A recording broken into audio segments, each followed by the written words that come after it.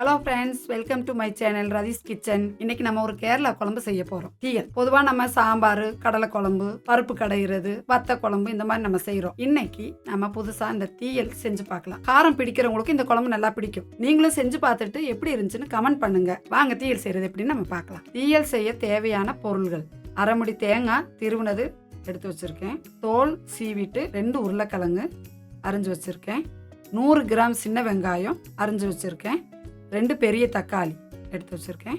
நீளமாக அரிஞ்ச பச்சை மிளகு 3, காஞ்ச மிளகா ஒரு 3, கருவேப்பிலை, உப்பு, மிளகாய் பொடி, மஞ்சப்பொடி, கடுகு, மல்லிப்பொடி. இவ்வளோதாங்க தீயல் செய்ய தேவையான பொருள்கள். இப்போ நம்ம ஃபஸ்ட்டு செய்ய வேண்டியது, ஒரு பானில் 2 டேபிள் ஸ்பூன் தேங்காய் எண்ணெயை ஊற்றி திருவன தேங்காயை அதில் போட்டு நம்ம இப்போ வதக்க போகிறோம். மீடியம் ஃப்ளேமில் வச்சு தான் வறுக்கணும். பான் இல்லைனாலும் ஒரு கட்டி பாத்திரத்தில் நம்ம இதை வதக்கணும். மீடியம் ஃப்ளேமில் வச்சு மட்டும்தான் வதக்கணும். நைஸ் பாத்திரமாக இருந்துச்சுன்னா நமக்கு அதை அடிப்பிடிக்கும். அதனால தான் நான் கட்டி பாத்திரத்தில் செய்யுங்கன்னு சொல்கிறேன். அதை மீடியம் ஃப்ளேமில் மட்டும் வச்சு தான் நம்ம வதக்கணும். அதோட நம்ம இந்த தேங்காய் வறுக்கிறதுல தான் இருக்குது அந்த குழம்போட டேஸ்ட்டு. லைட்டு ப்ரௌன் கலர் வர்ற அளவில் நம்ம அதை வதக்கிக்கிட்டே இருக்கணும். இந்த தீயல் குழம்புக்கு நம்ம மெயின் தேங்காய் எண்ணெய் தான் பயன்படுத்தணும். இப்போ லைட்டு ப்ரௌன் கலர் வந்துருச்சு. நம்ம கேஸை ஆஃப் பண்ணிடணும். ஆஃப் பண்ணிவிட்டு 2 டேபிள் ஸ்பூன் மிளகாய் பொடி, கொஞ்சம் மஞ்சப்பொடி, 1 ஸ்பூன் மல்லிப்பொடி போட்டு நல்லா எல்லாம் மிக்ஸ் பண்ணிடணும். இப்போ நம்ம இந்த பொடியெல்லாம் போட்டு வதக்குனதை ஒரு பவுலில்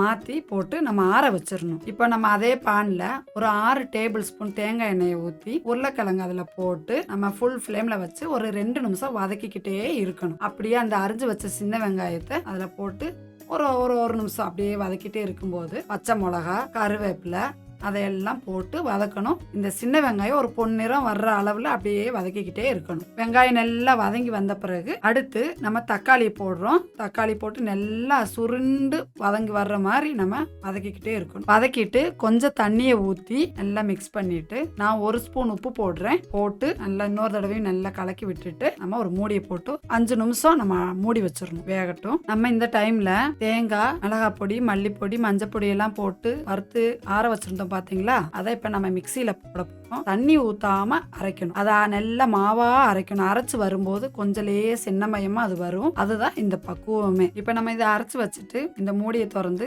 இதை அதில் நம்ம ஊத்த போறோம். கொஞ்சம் தண்ணியை ஊற்றி இந்த மிக்சி ஜார்ல அலசி அதையும் இதில் நம்ம சேர்த்து ஊற்றிடலாம். ஊற்றி நல்லா கலக்கி விட்டுட்டு ஃபுல் ஃப்ளேம்ல வச்சு 2 நிமிஷம் மூடியை போட்டு மூடி நம்ம வேக விட்டுறோம். அவ்வளோதான். அங்கே ஒரு மாதிரி எல்லாம் ரெடி ஆயிருச்சு. அடுத்து இருக்கிற ஒரு வேலை நம்ம தாளிச்சு ஊற்றணும். அவ்வளோதான். இப்போ நம்ம வேற ஒரு பாத்திரத்தில் 2 டேபிள் ஸ்பூன் தேங்காய் எண்ணெயை ஊற்றி 1 ஸ்பூன் கடுகு, காஞ்ச மிளகு எடுத்து வச்சிருக்கோம் பார்த்தீங்களா? அதை 2ஆ உடைச்சு நம்ம அதில் போட்டு கருவேப்பிலையும் போட்டு வதக்கி தாளிச்சிடணும். தாளிச்சிட்டு நம்ம அந்த குழம்புல இதை போட்டுறோம். அவ்வளோதாங்க, தீயல் குழம்பு ரெடி ஆயிடுச்சு. பாருங்க, இதை பார்க்கும் போதே நமக்கு சாப்பிடணும்னு தோணும். இதில் நம்ம இன்னொரு விஷயம், முருங்கைக்காய் எடுக்கலாம், கத்திரிக்காய் எடுக்கலாம், வெண்டைக்காயும் வதக்கி இதே டைப்பில் நம்ம செய்யலாம்.